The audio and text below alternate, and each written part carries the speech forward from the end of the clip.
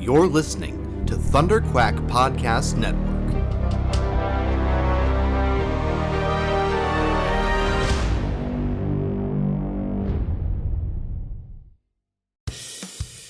This is the Thunderquack Podcast, the official podcast of Thunderquack Podcast Network, where anything can happen. So strap yourselves in and hold on to your butts. It's Thunderquack time!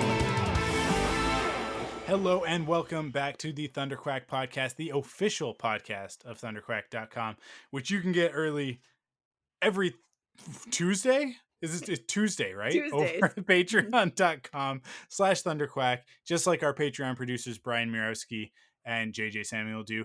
Or, hey, you can wait and get it late on podcast services across the galaxy every Friday if you're lazy or don't think that it's worth $1. I am one of your hosts, Michael Cohen. Well, that was rough. I'm your other host, Amanda Conkin. Was it rough or was it just fun? See, you get so hung up on the intro as if like it's got to be perfect. If I like really mess it up, I restart. But like that's true. It's okay for it to have a little flavor every once in a while. That is very true. And that was nothing if not flavorful. Let's just say. Man, flavorful. Now I'm back on the Amazon looking for grape starburst. I love it. If you want to know more about my personal journey with grape starburst, it's gonna cost you. It's just to be honest, it's gonna cost you. You're gonna have to go to patreon.com/thunderquack and give us. You're actually gonna have to give us $10 a month if you want to hear about grape starburst. Wow. That's exciting. And I mean, I personally wouldn't, but that's because I was there. I heard it already. You heard it already. So we do podcasts like those are like special. You get like a special podcast just for you. Yeah. And like the other people that give us $10 a month. But still, it's not the only thing that you're getting, really, right? Because at $5 you're getting the bonus episode every month. Right? So you're getting that too. And then you're also getting everything early. So it's like it's actually to get the bonus or the uncut. The uncut section only actually costs you $4 for the month. Okay? Because it's on top of the other stuff, right? Because you're already paying for the other stuff, right? Right. Wait, is that right? No. Okay. So I guess it depends on your point of view. It depends on your perspective. If you're starting at the $1, yeah. So $1 gets you the podcast early, right? It gets you the podcast on the Tuesday, and then $5. So add another $4 for that. So you're getting the bonus episode once a month for $4, and then the uncut segments are actually they're only costing you $5 a month, but you're going to get 2 of them in a month, maybe 3 if you're lucky, because it's every 2 weeks, right? So twice a year, theoretically, you should actually get 3, but let's just let's keep the math simple, because I'm not a mathematician. I'm not a Jeff Goldblum in Jurassic Park. So chaos theory. It's actually only $250 per uncut episode. At which point I think I've made the case for just do it. And then on top of that, on top of that, this is the bonus that you're gonna the bonus tip. If you pay annually, you get a 10% discount on the whole year. Well, then so it's like money do right that. Back in your pocket. That's great idea. That's what, you're wasting money not doing it. Basically, it's apparently some sort of anniversary of the Fly movie, because I've followed Gina Davis. No, I follow Gina Davis's company, the like C Jane or whatever, that like does like the women in media. Anyways, I didn't know Gina Davis was in The Fly. Like I forgot. It's been so many years since I've seen The Fly. But anyways, really? They were celebrating like the anniversary of The Fly. 1986. So it is Yeah, August 15th, 1986. I guess, yeah, so Yeah. is that today? No, that was yesterday. Oh, it was yesterday. I guess fine. It's a day off, but still. Today's the Shang-Chi premiere, though. What does that make it? That's 35 years. 35 years since The Fly came out. 35 years. That should be easy math for me to do because it's literally the year after I was born, and I'm 36. So There you go. the fact that I had to do that math and didn't just think about the fact that I am 36. The Fly is a fantastic movie.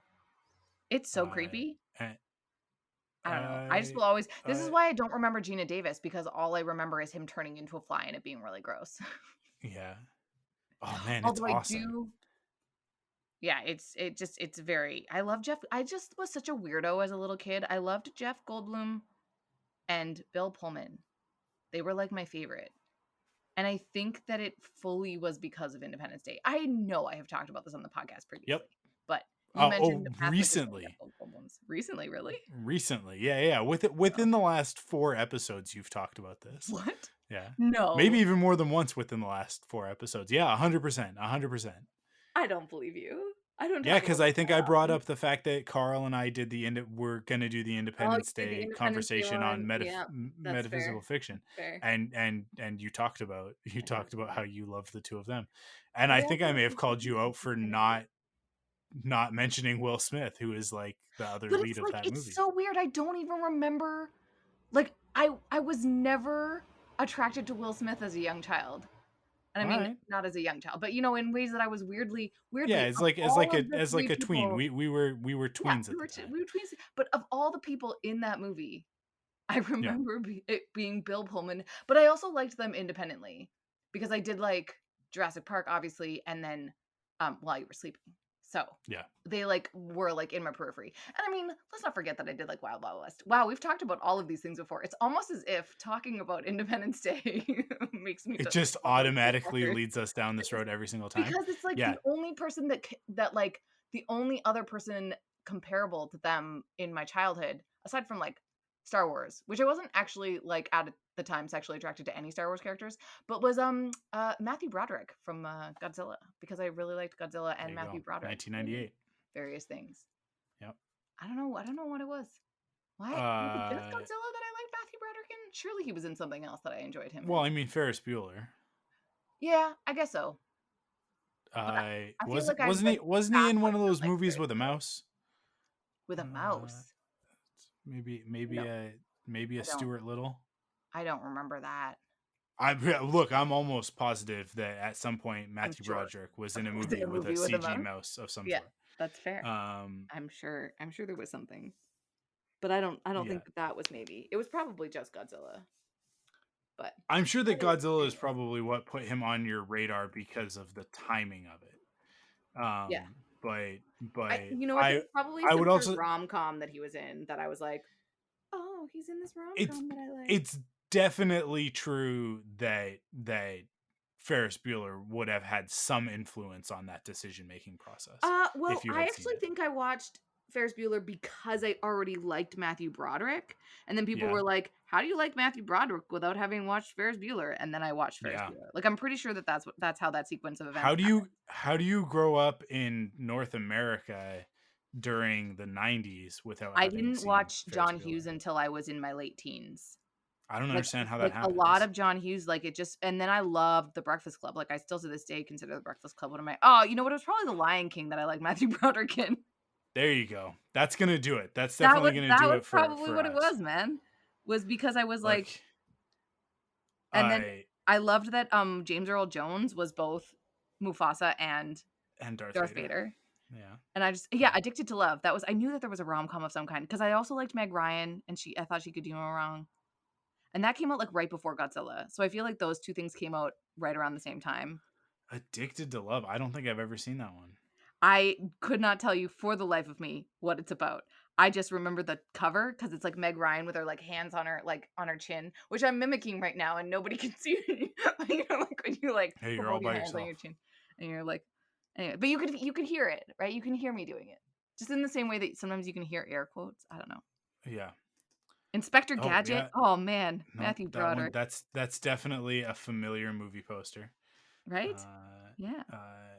It's Yeah. good times. It's good times. Yeah. He is Inspector Gadget, and then he was replaced by French Stewart, which is interesting I think. because he later, Matthew Broderick later, is on 30 Rock from the Sun. So Oh, 30 Rock, Third third Rock from the Third Sun, Rock from the 30 Sun, Rock. which I I just didn't appreciate combined as two a shows. child. And when you grow up and you rewatch Third Rock from the Sun, that is a freaking hilarious television show. Oh my god. Third Rock is probably Oh. Third Rock probably goes down as like the most underrated Oh, sitcom. And that's not to say so that there great. aren't a lot of people who love it, because there are, but not enough people appreciate that. And you want to talk about like so John Lithgow. Yes. I watched Third Rock from the Sun because I love John Lithgow. I love John Lithgow because of a masterpiece of cinematic storytelling, Harry and the Hendersons. I did definitely watch Harry and the Hendersons.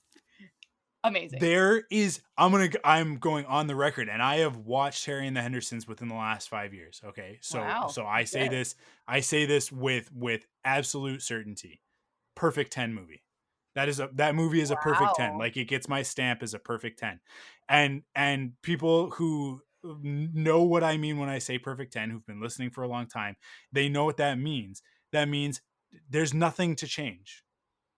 You don't need to change a single thing in that movie.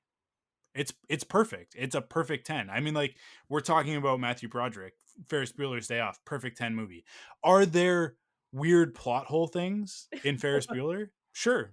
Yeah. Are there some odd choices in Ferris Bueller? Yeah. 100%. Would I change a single frame of that film? Not on your life. Nope. Not on your life. It's a perfect 10. Yeah. It's and Harry and the Hendersons, perfect 10 movie. The end of that movie, when they take him back to the forest and he goes and he walks into the forest, and then like you're looking at the forest and you're like, I see the forest and I see the trees. I see the forest for the trees. I'm not one of those people because I've been on this journey for the last hour and a half with Harry and the Hendersons.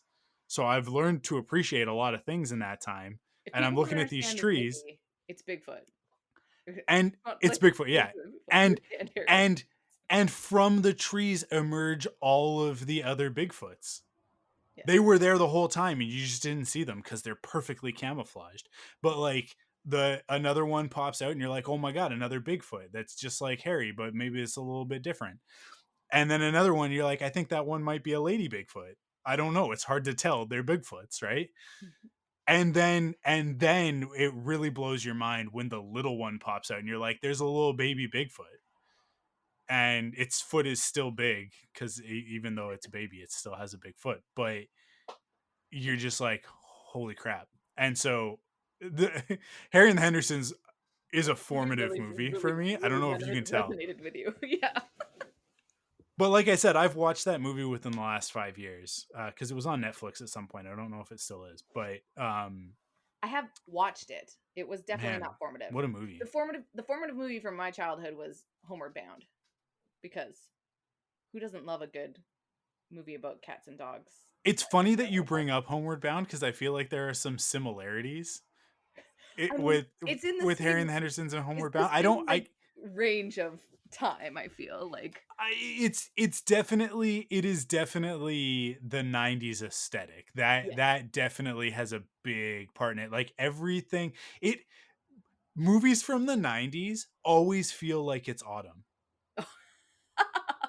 Yes, you know what I mean? Yeah, everybody's always wearing sweaters, like really nice knit sweaters.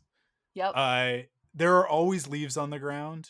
There's lots of browns and reds and oranges for some reason. And then like maybe your characters they're wearing like a pop of green or something like that, but it's not like a bright green. It's like a dark foresty type of green, you know. I'm thinking very specifically of the kid in Homeward Bound, the sweater that he's wearing at one point in the movie. But I don't even remember the kids. All I remember is the pets and the misadventures of these talking animals.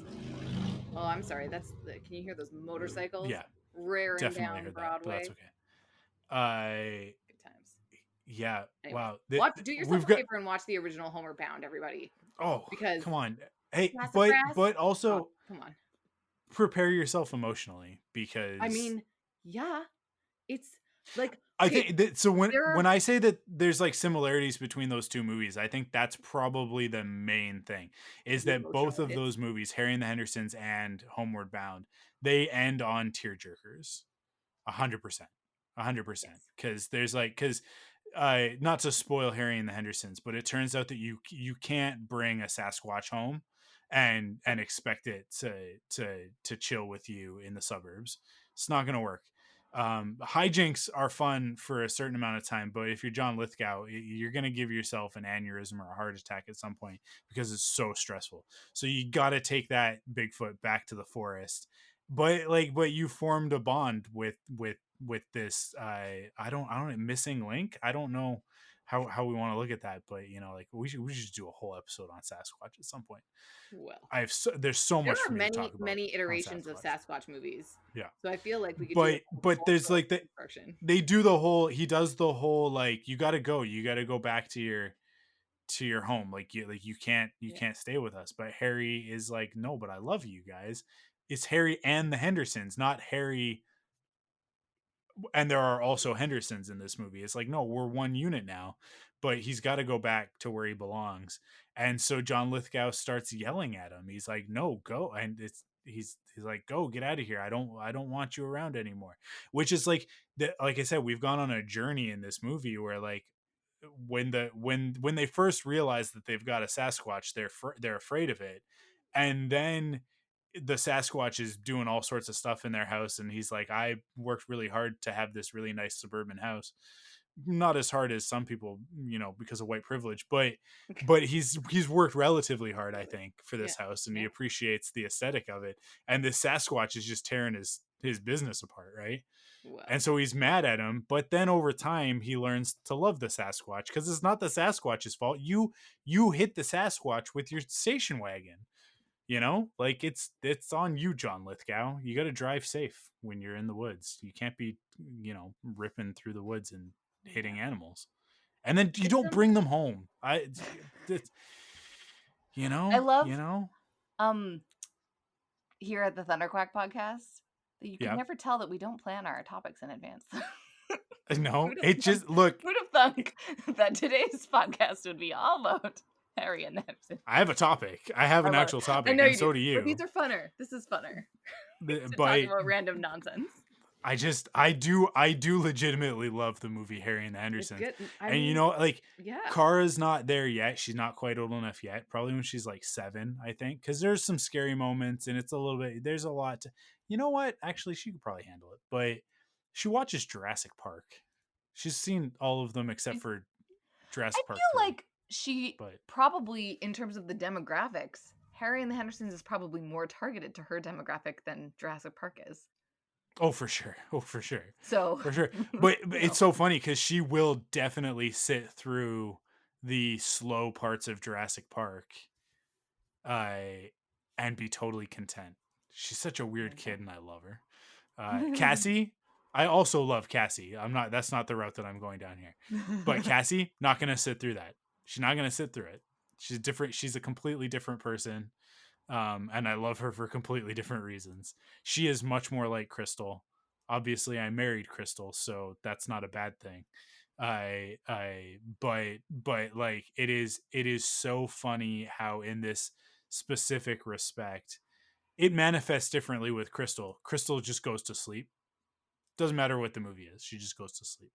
Sometimes it back in the day before we had kids and we would say and we would I oh man, back in the day, way back, come with me on a journey. Not quite as far back as Harry and the Hendersons, but still what feels like Neolithic at this point. When we would go to the video store to rent a movie.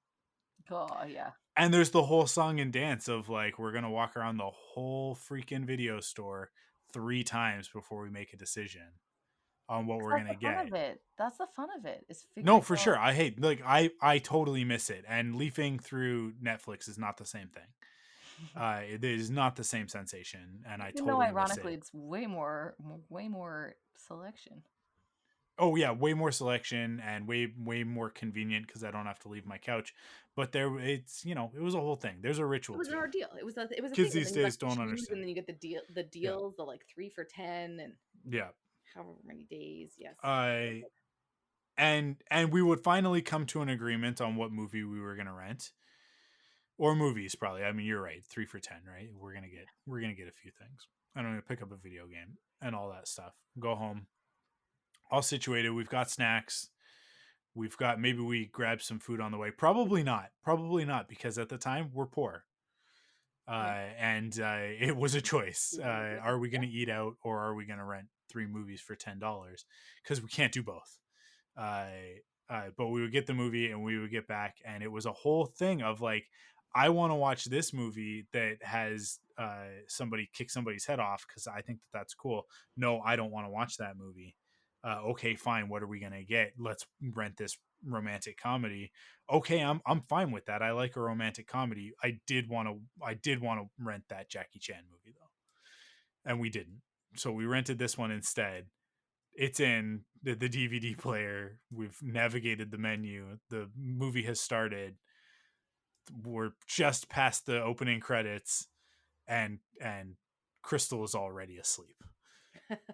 And she's gonna sleep through this whole movie. And so now I'm just watching a Meg Ryan movie by myself, which was not the point. That wasn't the point. But I guess she was happy anyways. I don't know. What was she I couldn't don't have understand slept through the people Jackie that Chan like. movie. So I you just know, don't understand people that fall asleep in movies. It's like really hard for me. It's like rare. I can like count on like one hand the amount of times that I've like slept through movies. there's only one movie that, and this is probably going to be shocking to people, but there's only one movie that is a surefire I will fall asleep. And there's another one that's like kind of nipping at its heels. That's a pretty solid one as well. That movie is The Empire Strikes Back. Whoa, interesting. Now, if I want to sit and watch The Empire Strikes Back on a regular day, then I will sit and watch it. It's not that it puts me Yeah. to sleep, No, but but it's just like, if I'm homesick and oh, I need to put something on that I'm gonna fall asleep to, guaranteed, Empire Strikes Back. guaranteed. There you By go. the time that we leave Hoth, I'm out. I'm out. Nice. All right.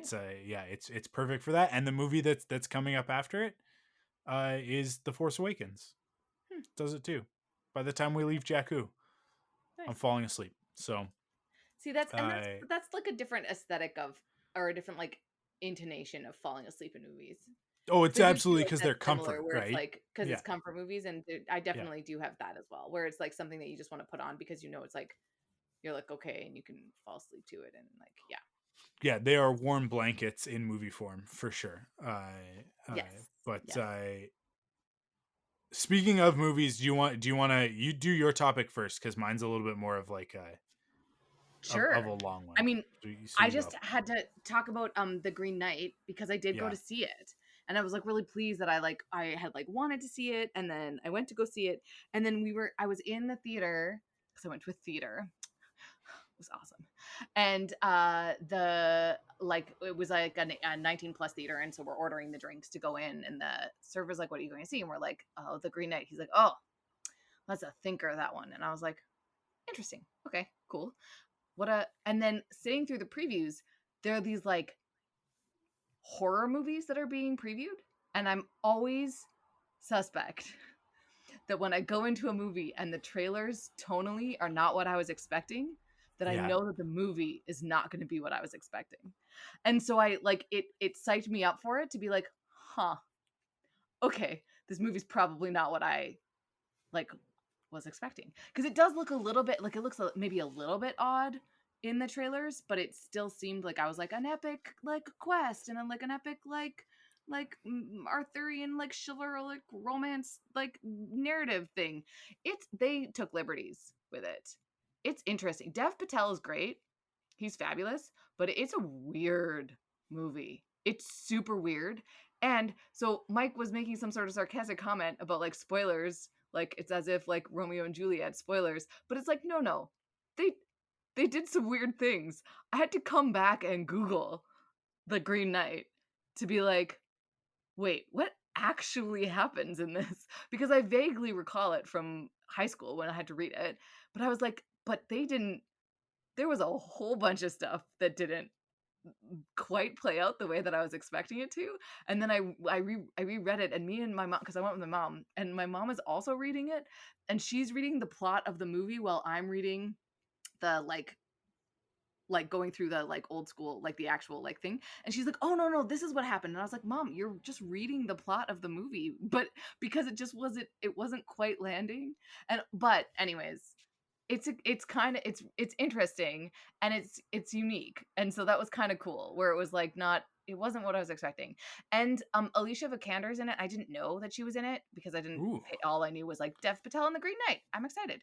But I actually am not quite sure, but I'm pretty sure she played two different characters. But I still am not quite sure, because like the movie just sort of ends and the lights come up and we're like, okay, cool. So we left. And I didn't like stay to like watch the credits. But also if I was going to, I wouldn't IMDb even know only if has one it was the character movie. listed for her. Yeah, but the other Oh character no, is that's she, just on the front page. But then when you go in, yeah, oh, is she she is. listed as two? Okay, cool. Yeah. Because it was a thing where it literally was like I didn't even know the names of the characters, so didn't even help me. Where I was like, oh, this is the name of that character. I don't remember that character's name ever being said out loud. So, anyways, It definitely, looking at IMDb, it looks like one of those movies where no one ever says anybody's name. yeah, yeah, and it very much like it's super like, but it's interesting, and the thing is, I don't know if people are familiar with the I guess like poem. But the majority of the story, there's like he alludes to some journeys, and the film actually does show you some of those journeys. And one of the coolest things was that Erin Kellyman is in the movie, and I didn't know that she was, and she's great. And it's a small Mm. like it's a small scene, but the scene is like good, and I quite like her when I see her in stuff. But it was the creepiest scene in the movie for sure, but hands Mm-hmm. down. And I didn't expect it to be as creepy as it was. Yeah. It was a kind of creepy movie. But like Oh, literally like all of the trailers going into it were horror movies. And I'm kind of like, what? So I just wanted to like share that on the podcast, because I don't know if people had like a different if that's what you got tonally from the trailers for the Green Knight. But I don't think it's what people are expecting it to be. I So definitely, I mean, like my expectation is that it is like the guy said, it's a thinker, like that. This yeah. is one that you're gonna be like, I don't know, digesting for a few hours after you leave. Not the type of movie to go to when what you're looking for is like satisfaction, I guess. Yes. I don't Yes. know. That's exactly Like no, a that's Marvel exactly what movie is very satisfying. Like you walk out it of is. a Marvel movie and you're like, that was good. I had a Yeah. good time. I feel Yeah. joy. Unless it's Yes. Black You won't Widow, feel in which case I any was of like, those I'm a things. little Yeah. confused, Yeah. but But it's still a good, it's still like, yeah, it does make you think, and like there's sequences that yeah. are like, yeah, I don't know, it's I don't know. And but it also too, coming out of it, I'm kind of like, what I'm kind of a little bit like, what was I supposed to take out of it too? Because I think some of the stuff where I don't know, some of the things were just confusing that are supposed to be really like um poignant in the like the epic, like in the tale, that are supposed to be like very symbolic and very like, and then it sort of gets lost in the movie, and you're like, oh wait, is that important? Why was that Mhm. important? Isn't that supposed to be important? I don't know. So, but I'm interested to see to hear when you watch it. I'm interested to hear what you think, because Yeah. I'd like It'll people to for me, it's one of those movies that's gonna have to wait until it's on like yeah, Crave or something like that, and then I'll watch it. it's fair. Which hopefully, you know, the timelines these days, hopefully it's sooner rather than later. Yes. Uh, uh, I'm actually like but quite upset because I bought the like pop and drink combo that also gives me a free movie rental. And I was like, mhm. great, I'll just rent the Suicide Squad. Well, that's Nope. nope, that's just in theaters. But I want to watch the Suicide Squad. And Yeah. I just don't want to go to another theater again. Like it's just so stressful going to theaters. Yep. And I got Yep. used to being able to watch stuff immediately. I don't mind paying the extra money for it. I Like, I really wish that the movie theater would be like, hey, this screening everybody has to wear masks. Yeah. Yeah. You know, I mean, like, I would really appreciate if the movie theater had some gumption and would just say, hey, everybody wear your masks, just wear a mask, because people are dying out there and you don't want to wear a mask because it's uncomfortable on your face, and that's stupid. That's dumb. So wear a mask. I really wish that a lot of companies would make that decision. Good on Disney for doing it in their parks and still requiring people to wear masks, even though it's not mandated. Because yeah, the second that the government said, I guess we're gonna ease up on this a little bit, but like still use your discretion based on, you know, crowds and businesses, and you know, Yeah. like make smart decisions, and everybody was like, cool, so no masks then. Yeah. And it's like, well, that's not really what we said. What we said was like, we're gonna let you choose. So okay, so People are gonna choose to not do it. we can choose no. And That's it's one of those things, the second that you give people the ability to choose no, they're just going to choose no. No one in Harrison was wearing masks. If you listened to the off the record, the exclusive episode this month, I think I may have ranted about it at one point, because I was pretty that was the day after we got back and I was still pretty pissed about it. Yeah. Yeah, I'm still pretty pissed about it that no one was wearing masks while we were on vacation. But anyways, yeah, it is a gamble every time you go to the movie theater, because you're like, there is a chance, not an insignificant chance, that someone in this movie theater is infected with the deadly virus that you know, maybe I'm vaccinated, so maybe it's not deadly to me, but hey, my kids aren't. Yeah. So, you know, Yeah. Paw Patrol comes out this weekend and I want to take them, but what's that movie theater going to look like? Full of kids, you know? Oh, yeah, that's scary. They're just all vectors for disease as it is. Like Vectors before the for pandemic. disease. I love it because it's so true.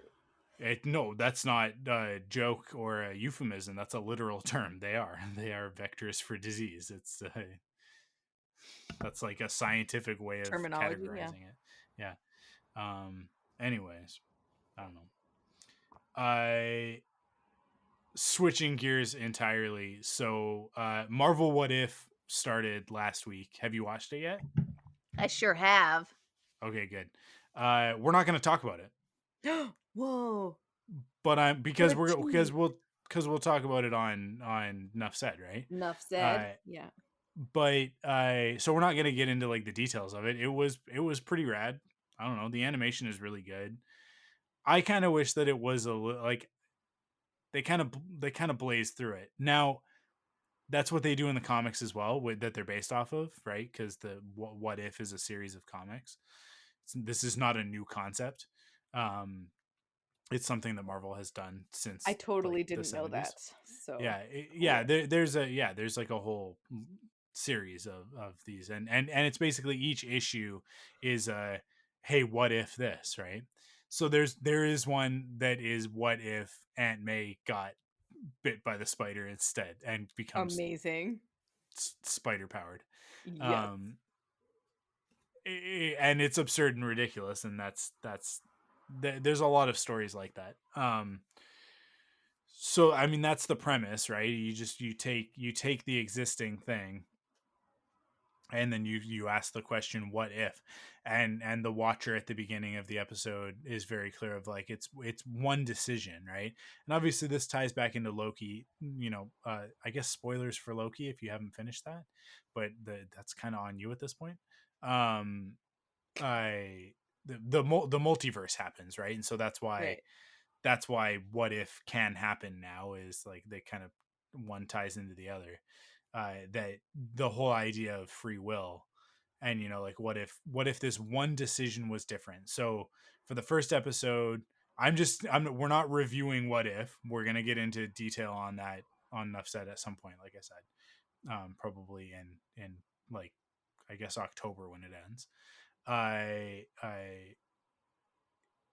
But the premise of this first episode, to give to anybody who's unclear on what the concept is that instead of going and waiting behind the glass, like she does in the actual movie Captain America: The First Avenger, Peggy Carter opts to stay in the room. So then when everything goes down, the guy blows his stuff up and blah, blah, blah. All that. It happens in a, like, the sequence changes. Her presence modifies everything. Yeah. Right? Yeah. So through the course of that, instead of Steve ends up getting shot, so he can't go into the machine because it'll kill him. So she gets into it and she gets the super soldier serum and becomes Captain Carter. So that's the and then it goes on from there, and it basically just does Captain America: The First Avenger, but does it really fast and with her instead, and it's different, but that's the concept. So my question, my what if is not, it's not Marvel, but my what if is, what franchises deserve the what if treatment? And you can't say Star Wars. You can't say Star Wars because Star Wars has one. They have a comic book series called Star Wars Infinities, so it's already been done. Now, DC has also done what if type stories as well. They call it Elseworlds, and it's part of their concept of the multiverse as well. So I think we can just take Star Wars and DC off the board right away because they've already done it. Another one that's already done it is the comic book Invincible. So we don't need to go down that road, but I don't think that would have been on the tip of your tongue anyways. So yes. Oh man, you took away my option. Yeah. Have you watched Invincible yet? I watched the first episode of Invincible. You got to keep going. You have to keep going. I've been hearing good things. Yeah, because it's phenomenal. Right. Anyways. Yeah. So do you have one? Do you have a franchise that you would want to do the what if treatment to? I mean, my two other franchises that are like franchises close to my heart are DC and Star Wars. So yeah. But the one that sort of I'm kind of like, actually they probably have done it and I'm just not aware, it would be the Doctor Who franchise. Probably. Yeah. There's probably something in there that would be kind of interesting. Like I'm sure that they could do something really interesting with that. Now does Doctor Who ever deal with the paradox element, like the multiversal paradox element of like different choices create unlimited universes? Because I feel like Doctor Who, from my experience, is that there is one time stream. I mean, yes, but they have to deal with some stuff sometimes. And I'm sure that they have dealt with the paradoxes before. Yeah. Because there's always paradoxes. And then they do something weird where there's like paradox monsters that come and like are attracted to it and like eat the I don't know. I feel like that was a thing where they like ate the paradox or were like attracted to the paradox that was happening. Maybe I'm completely misremembering. Man, I haven't watched Doctor Who in forever. Holy heck. But I feel like it would be cool to see some of that stuff, and I'm sure that they have. The best episodes of Doctor Who are the ones that have closed timelines. Like where everything is like for a reason. And Moffat was really good more or less in his seasons at doing that. So, but I always go to Super Hulock, right? Because that's always like those are the three like big ones. I feel like they could probably do some cool things with all of those. Like, I don't know, you could do some interesting things with Sherlock. Like they have. I mean, they've done so many versions. Like, what if Sherlock or Watson was a woman, or what if they lived in modern day, or what if? And so that's kind of cool. So they kind of have. What if he was a doctor and because the whole series, for people who don't know, House is Sherlock and Watson, right? Like him and holy moly, Mike! Did you not know that? No. And I love House. Well, and you love Sherlock, so I can't believe you didn't know that. How did I not know that? Because obviously he's Watson, but I just thought that was oh my goodness. Yeah, And like the whole thing of him doing drugs and stuff like that all the Yeah. time, and his Yeah. whole thing is deduction. He's Sherlock Holmes. Holy Yeah. heck, Mike! You just totally changed my whole perception of that television show. How did I not know that? Ugh, so good. Wow. Okay, now I have to go back and watch. Anyway, sorry, but yes, sure. So what if? Yeah. What There's a great Sherlock what if Sherlock Holmes in the 21st century. I think it's in the 20 I think that's what it was. It was an animated series. And what I don't know which Sherlock Holmes story it is, but whichever one where like I guess Holmes and Moriarty die. They fall down a waterfall or something. I Oh don't know. yeah. Right? Yeah. And somehow I don't remember. It's been so long. This was like a late 90s, early 2000s cartoon series. I think it was late 90s. Somehow in the course of that, Sherlock Holmes is preserved for 200 years or so, 300 years Oh, or something like nice. that, All right, all and right. wakes up in the future, like not even in present day, like in Okay, the further nice. into the future than This us. is ringing a bell. This is ringing a bell. Yeah, and then also Moriarty also, because of course It's Sherlock in the um, 22nd century, is what it's called. 22nd century, I guess. Yeah, I because like love. we I were also. right on the What is cusp it? of The it, but Ratigan. What is it? Sherlock Holmes, the oh, Great the Mouse Great Mouse Detective. Detective. The Great Mouse Detective, yeah, Yeah, which freaked me out as a child, but I didn't know it was Sherlock Holmes. the Great I Mouse didn't like Detective was the one of my Great Mouse top Detective was five. my first. It was my first introduction to Sherlock Holmes. Was the Great Mouse Was it? Detective? That's one of my top five Disney animation. No way, Great Mouse really? Detective is Wow. fantastic. Oh my god, It is super fun. Yeah, what a it's if people perfect haven't movie. seen The Great Mouse Detective, highly recommend watching it. It has some of the best animation that Disney has ever done. Yeah. There are some like just like great understated moments in that. Oh my god, it's so good. It's so good. Ooh, it's a 1986 film. Hey, look at us talking about Yeah, 1986 films today. big on the 1986 films. Oh, and it has a basset hound in it. Yeah. Oh, fun. Cute. Anyway, sorry. Oh, Um, Vincent Price is Radigan? No way. yeah. Cool. Sorry. So many. No, it's all good. The internet I at your fingertips. You can just get all of the information. Anyways, so what's your what if? it's tough because there are so many, I think, for me. But I'm kind of like looking around around my office at all of the different stuff that I'm surrounded by. I think probably Back to the Future would be a really fun one Oh because you yeah. have time travel. So it's really easy to come up with the premise and start tweaking stuff. So I don't have any specific story ideas there of what I would want to do. Um, Other stuff is more difficult. Like I would think like, oh, I love Ninja Turtles, so what about that? But Ninja Turtles is already such a like they reinvent Ninja Turtles every 10 years. So Right. it's already had so many incarnations with different spins and different takes that it's like, oh, what are you going to do that's any different? How are you really going to modify this? Um but yeah, I think I do think that Ghostbusters. Sorry, I'm kind of like turning away from the I microphone, can which is tell you're terrible. like looking around your, your Yeah, place. you guys are getting like 3D audio on this one. I do think Ghostbusters is probably the biggest one.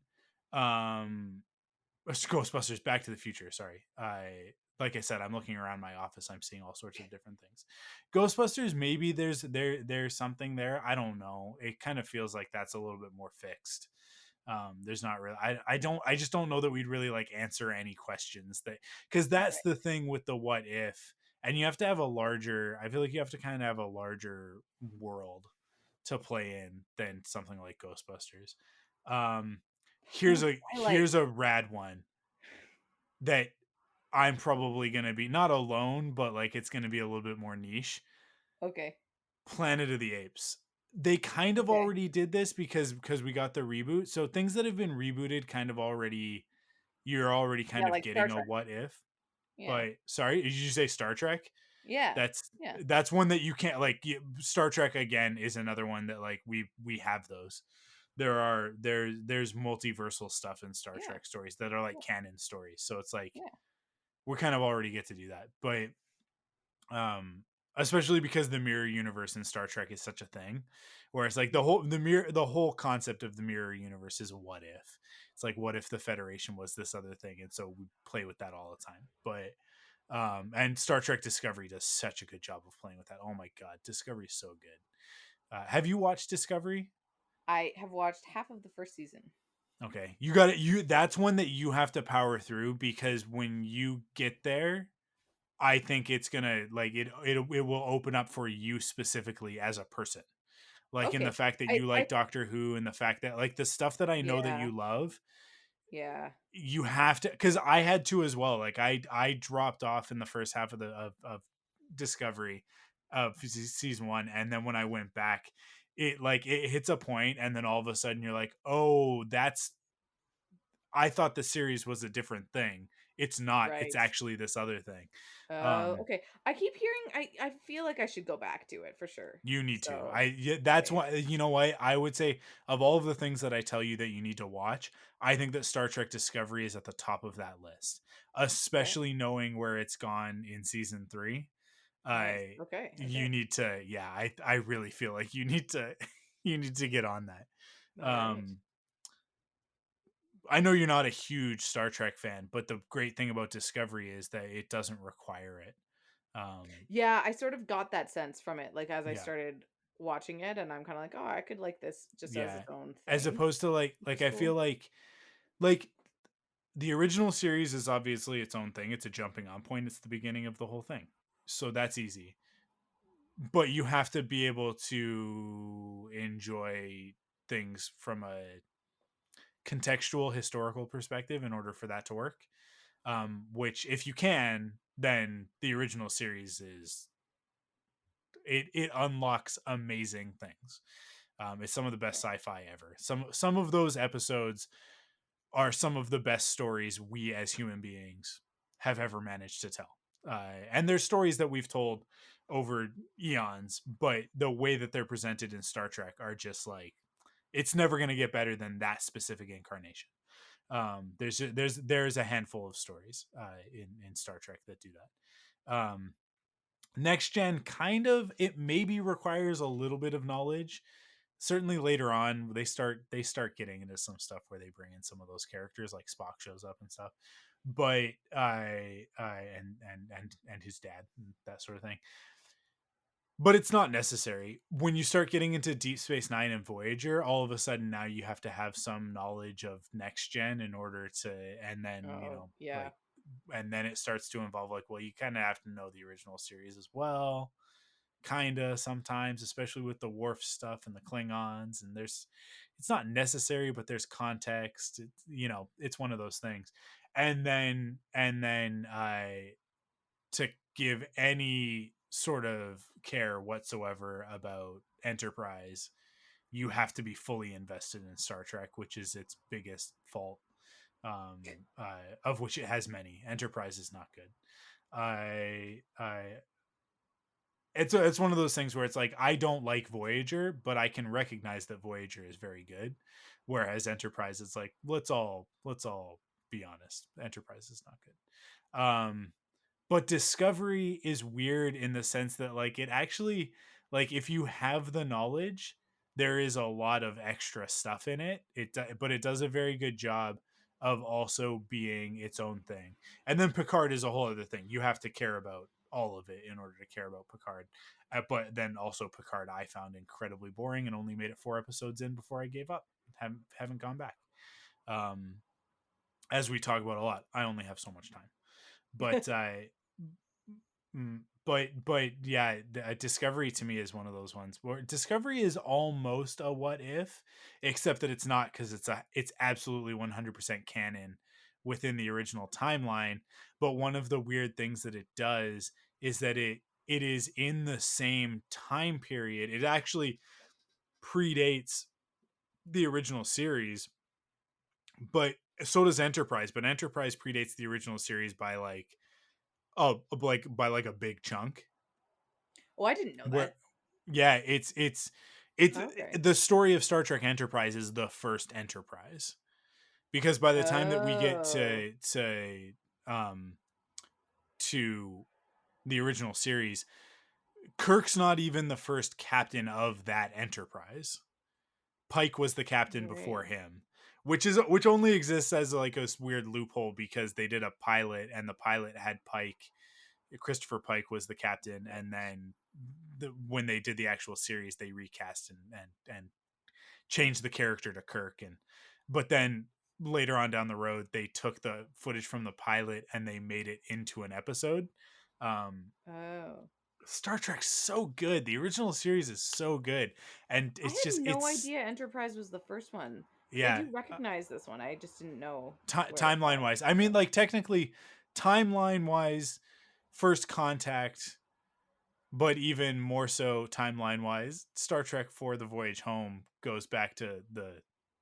70s, so or the 80s. Sorry, I Guys, so but many they go back things. to the 80s because they got to rescue a whale in order to bring it to the future because there's an alien that comes to Earth to talk to Earth, to like communicate with us, but it can only communicate with whales, because of the Okay. way that it communicates. Oh, But okay. by that point in time, by whatever year that is like 2300 or whatever it is, I all of the whales are dead. We killed them Oh. because we destroyed the environment. So it's like this great lesson in the movie of like, preserving it, which we didn't learn, but it's fine. They tried. They did their best. It's a great movie. It's my favorite Star Trek movie actually. Okay. Is The Voyage Home. Um, but so they got to go back in time to get a whale to bring it back to the future, so that it can tell these aliens like, "Hey, chill out and go away." Wow. As the whole plot of the movie, and they Wow. do it. And the way that they're able to communicate is that Spock is able to mind meld with the whales. With the whales. Oh, so Star good. Trek is awesome. It's so good when it's weird, and I love it so Yeah. much. And most people Because want it Star totally Trek makes to sense. be Because the the science that they've established in the show, like the lore, of yeah. course it makes sense that Spock can mind meld with the whale. And if the whale's the Yeah, only they're thing that sentient can talk beings, to, right? Like, you go back, like it just makes sense. it has a mind. Nothing that you've described there is weird. No, Totally. if it has a Totally mind, it can be melded. The fact that Spock can do a Vulcan mind meld is not the weird thing in that sentence. Which is totally what you're saying of like, no, they Yeah. established it. The mind meld is a Yeah. thing. It's Yeah. the Yeah. Vulcan mind meld is a thing to the point where it transcends Star Trek and it's part of pop culture, right? Yeah. If Yeah. somebody walks up to somebody and puts like two fingers on your temple Yeah. and one Yeah. one on the side of your head or whatever, it's like, Yeah. oh, you're doing a Vulcan mind meld. You're gonna read that person's mind. Your mind to my mind. Yeah. Star Trek is so good. Apparently they're making another one with the Kelvin timeline with Chris Pine. I'm very excited for that. I really hope that that's Do it. true because Do people it. keep teasing me with it. I just love that timeline so much and it makes me so Start happy. Well, because that's what it's for me. I didn't watch all the other yeah. stuff. Star Trek and Star Wars are both like, they're both in this place, in this awesome place right now where it's like there's so much and not all of it is going to be for everybody, but something in there is definitely for someone. Oh So yeah. like, Oh yeah. you don't have to like The Bad Batch. It's a great show. It just finished last week. We talking about the season finale on Rebel Cells this week. Um, so good, such a great finale, such a great season, such awesome stories that they've told, and they always do such a good job in the animation. But not everybody wants to watch the animation, which I don't understand, but it is a thing. So go watch The Mandalorian, but maybe you don't like The Mandalorian, so go watch the movies. You don't like all of the movies? Do you like Rogue One? Probably. I don't, but everybody else seems to for some reason. They want their Star Wars to be bleak and hopeless. I don't understand it until except for the last 15 minutes of the movie where it's like, hey everybody, no, it's actually about hope. It's like cool because the rest of the movie was about how much everything sucks, but and it didn't even have to do with the Death Star. They're like, hey, everything sucks, and it's like, yeah, also the Empire can blow up whole planets. It's like, cool, that sucks especially. And then she's like, no, now I'm Princess Leia because the story I guess dictates it, but whatever. um and then literally Princess Leia is at the end. anyways, we don't need me to rant about Rogue One, but Star Trek also right now is like, hey, did you like those mid, or I guess like what is it, like late 2009 is the first one, right? So like the 2010s Star Treks, mileage will vary depending on which one you watch. I personally think that the third one is the best one, which is I don't think the prevailing opinion.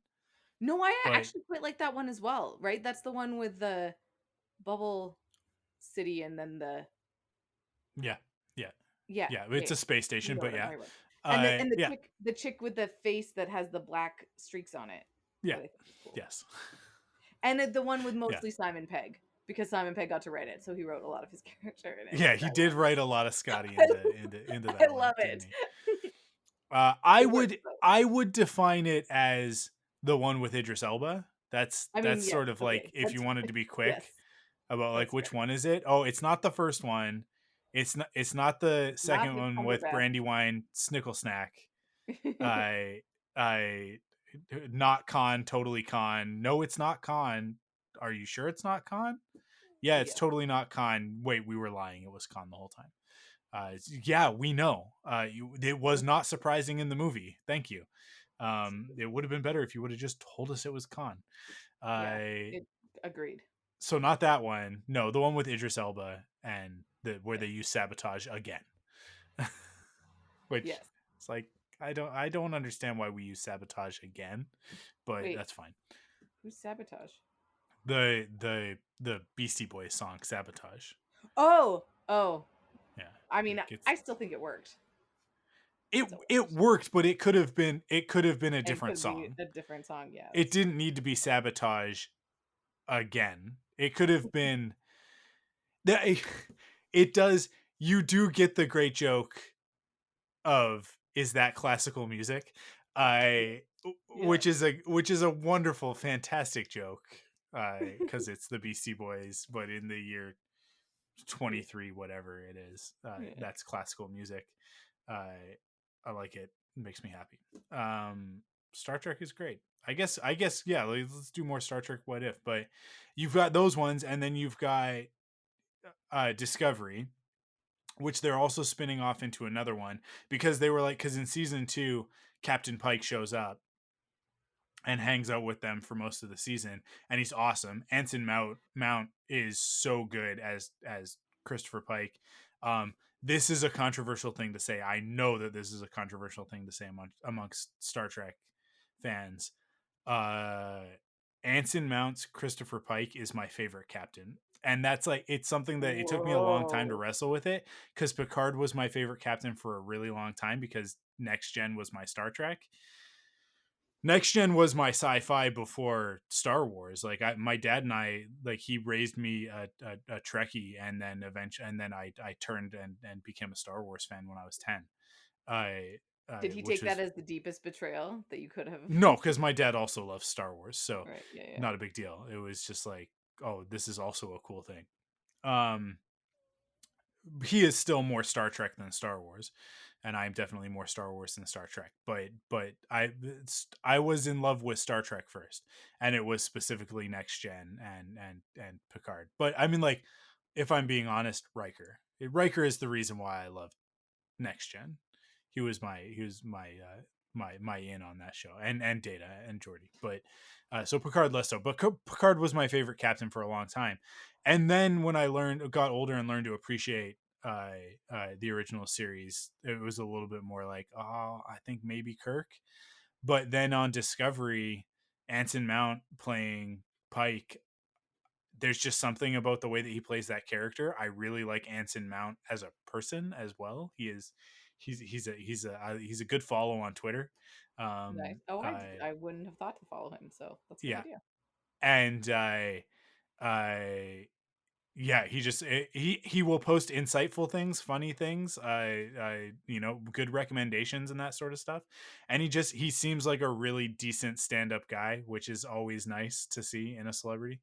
And he's awesome. And so and a lot of other people agree with me that he's awesome, because they've spun him off into his own series, which is about like the first 5-year mission of the Enterprise. That I think, I don't know if it comes out later this year or if it's 2022, but Strange New Worlds. They've been done shooting for a little while now, so maybe it's sooner rather than later. But I yeah, it's awesome, and I'm so excited for that. It's the Star Trek thing that I'm the most excited about.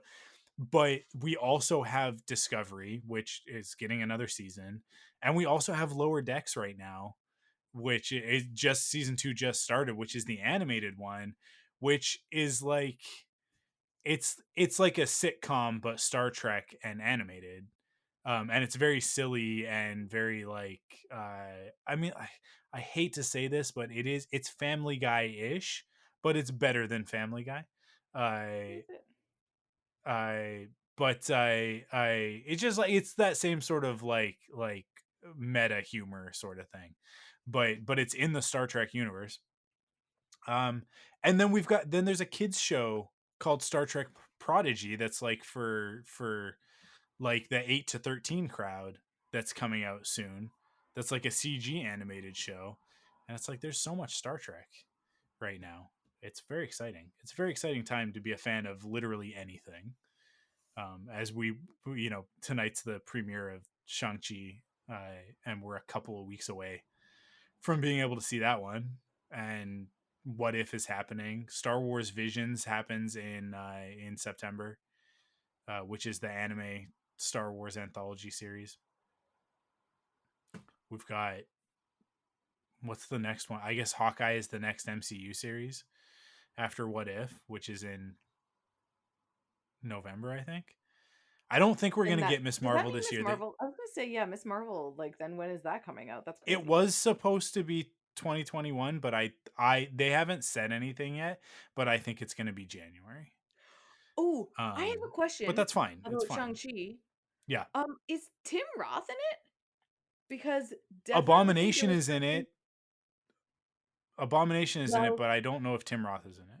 I definitely saw something recently where they were talking about the movie and he was on the cast list, like with the other people that I know are in the cast. Yeah. I'm pretty sure that Tim Roth is coming back as Abomination, man. Well, no, he's definitely coming back as Abomination. Because he's coming back on She-Hulk as Abomination. I think we talked about this at some point. But yeah, he is listed on IMDb. I guess he's in it. But there's another actor that we know is in the movie that I don't think is listed on IMDb. No, he's not listed on IMDb, but we know that he's in it. In fact, he was at the premiere tonight. I'm not going to say who that is, but he's an existing MCU character that is tied to the lore of Shang-Chi and the Legend of the Ten Rings. That's all I'm going to say, because I don't want to spoil it for people who are avoiding spoilers. But yeah, so I don't know. IMDb, it's hit or miss. Yeah. But I don't know. I mean, I think that'll be something that'll be easy to confirm after tonight, because that's fair. Because people will have seen the movie. It really pisses me off that the premiere is 2 weeks before the movie comes out. It seems like a very long. Yeah, it seems. Yeah, because that's a long time for a bunch of people to spoil it for us.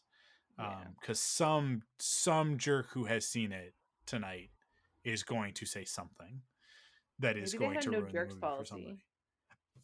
Yeah. Unfortunately, it seems like we're actually outnumbered. The non-jerks are outnumbered by the jerks, which is something that I think that we all kind of like thought like that it was the other way around. It's, we wanted to believe.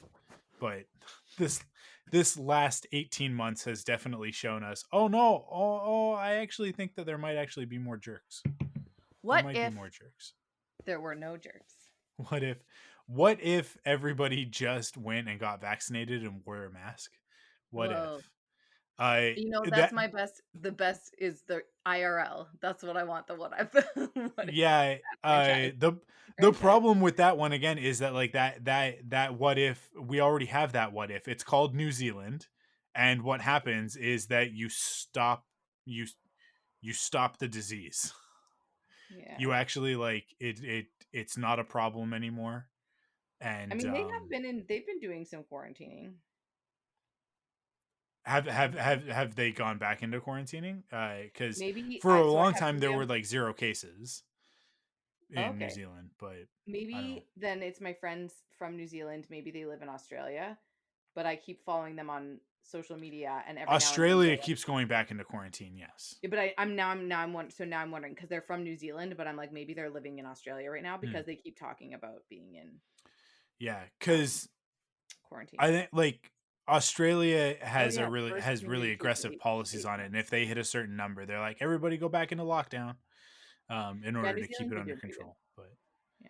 but but New Zealand, I mean, like Oh. also New Zealand, small, low Yes. population, And an island. smaller government island, They're able to a little bit easier to control.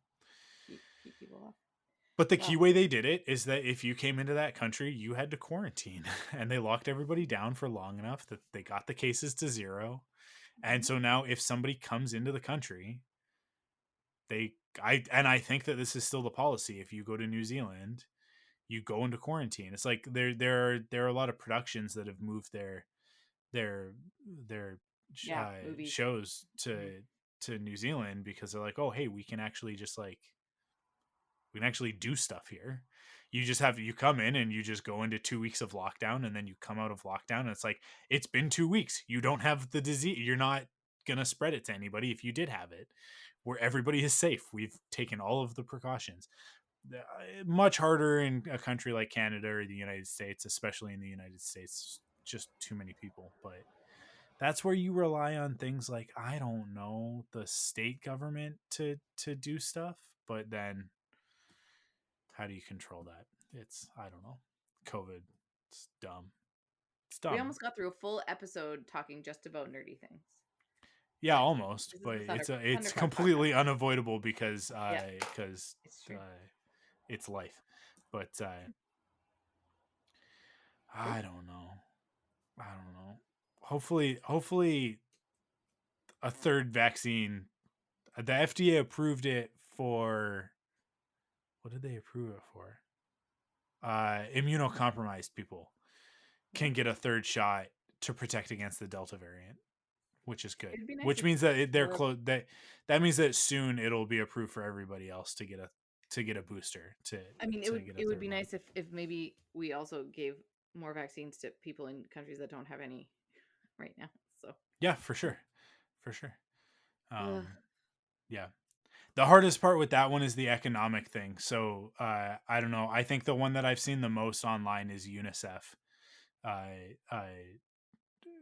with a campaign to get vaccines to people in countries that don't have the infrastructure or the wealth to get that sorted out.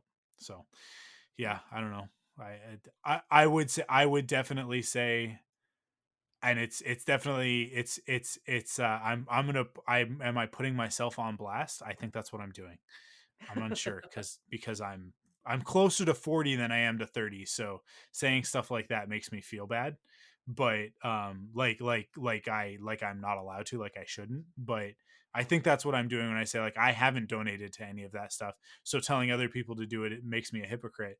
So when we're done the podcast, what I'm going to do is I'm going to go, because I think the suggested donation amount on it is to fund like a shot, to give somebody a dose.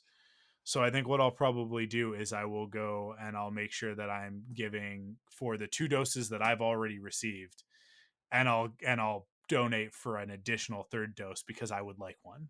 I would like a 3rd dose. And then where we're at is that I am like carbon neutral. I'm dose neutral. There you go, carbon neutral. Yeah, dose neutral. I love it. So I'll be dose neutral. Yeah. Maybe actually, now that I talk about it, is that good enough? Is it good enough just to be dose neutral? I don't think it is. So I think I'm gonna go.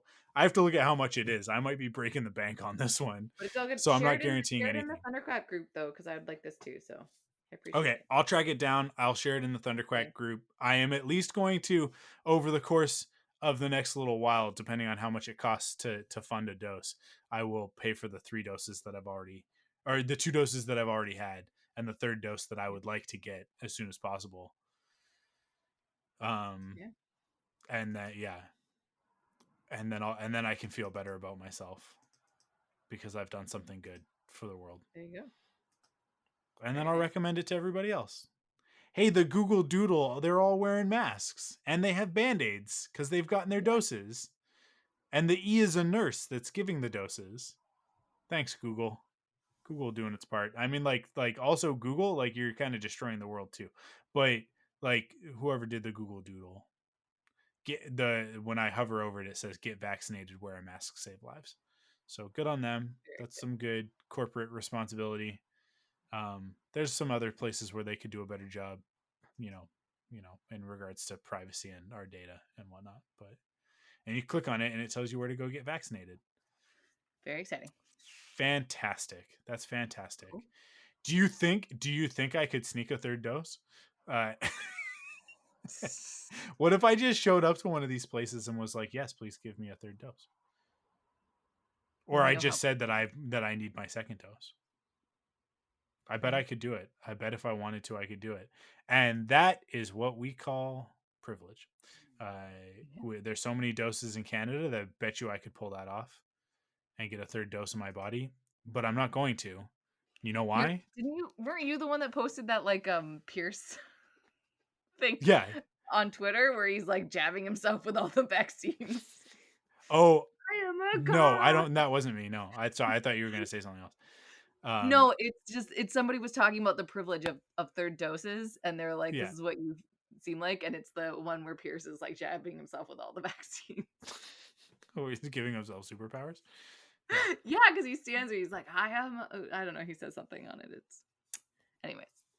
Yes. All the vaccines. Yeah. Absolutely. So I'm gonna find that give a dose thing. COVID vaccine. And I'll post it on Thunderquack. But appreciate it. Man, everything's just telling me where to go get my own, and it's like I wanna donate. Here it is. UNICEF donated vaccine. I was right. Give a vax. This is riveting podcast stuff. It is. It's not that, but it is important. That's the thing. So okay. Your gift will be matched for double the impact. That's not what I'm looking for. How much does one dose cost? I want to give one dose. One-time gift. They're asking me to give $100. That's what they're immediately like suggesting is my one-time donation amount of $100, which I'm not quite that liquid at the moment to give $100. How many doses would that give though? That's what I need to know. Is and you're not giving me this information, UNICEF. Every dollar raised. Nope, that's not helpful. Okay. I'm gonna figure this out. I'll do some research for us. And, a gift of 1443 will vaccinate 3 people. A gift of 100 will vaccinate approximately 20 people. A gift of $1,000 will vaccinate more than 200 people. Whoa, where are you finding that? It's not on the page I'm on. How many doses of vaccine will my donation deliver? Cool. The cost of delivering and administering the required 2 doses of COVID-19 is about $4.81 per recipient. I don't know. I just went to the page and found information. I'm in the internet. Yeah, we're definitely on different pages, but that's okay. I'm on the UNICEF Canada. I'm on UNICEF Canada too, so yeah, so am I. That's weird. Whatever. I'm sure they have multiple pages for this. I'm sure. Yeah. So what is it? So that they said $5 basically. Basically $5. $5 covers what? 1 dose or 2 doses? No, that'll vaccinate 3 people. So that might even be up to 6 doses, right? So it's about $4.81 per recipient to do 2 doses. I can get rid of all of my guilt so fast with $20. Wow. Well, there you go. That's fantastic. That's great news. We should all do it. The government of Canada is matching these donations too. Yeah. I know that. Interesting. Which means even more. Cool. So good. Get rid of all of your guilt and go become Pierce Hawthorne and yourself. Just kidding. I am definitely the person who's like, you got a vaccine? I'll take it. Yes. I'll take it. Experimental vaccine? Give it to me. Yeah. I'm good. I don't want stuff. I don't know. If there's a vaccine for it, it's probably bad. You know? Yeah. I trust science. I trust doctors and medicine to not be putting things in my body that are going to actively do me harm without telling me first, you know? Or we'll be Here- part of the experiment group and it'll serve Yeah. somebody else in the future because that's what Yeah. science does. Awesome. I think that's it. There we go. We did it. We didn't get as much out of Yeah. that what if conversation as I thought we were, like specifically, but we ended up talking about Oh. Star Trek for a while, which was nice. So, Yeah. go finish Anything that Discovery. leads to Star Trek. You have Crave, right? Okay. Go finish it. Sounds good. That's it. Okay. We'll be back We're in a done. couple of weeks. Yeah. Right? Tell us your what if. Tell us your what if worlds. You can tweet us and Facebook message and stuff. You can at Thunderquack Pod is Yeah. our Twitter if you feel like Good. it, or I on don't know, we Facebook, haven't had any- Yeah. or on Instagram. We're on Instagram as well. So go do that stuff. That's true. Cool. But I feel like on Instagram there's the photo. The photo is required, and that's just extra work. So Yeah. Well, I'll have posted this episode. that's true. Oh, comment on it. Oh, you're so brilliant, Michael. So am I, or was that just common sense and everybody else, like, they didn't even need that much instruction of, like, when I said Instagram, they're like, oh yeah, I could go comment on the post about this episode on Instagram. Sometimes I just have a hard time. I don't know why you gotta be like that. Sometimes it's late at night. We're done now. Okay. Yeah, we are done now. Thank you guys for listening. I'll see you guys next week for Metaphysical Fiction with Carl. I don't know what the topic is. We haven't talked about it. We haven't discussed it. But we'll talk about something. It'll be fun. It'll be good. And then Amanda and I will be back in 2 weeks. Woohoo. Sounds good. All right. Stay safe, everybody. Wash your hands and be kind to one another.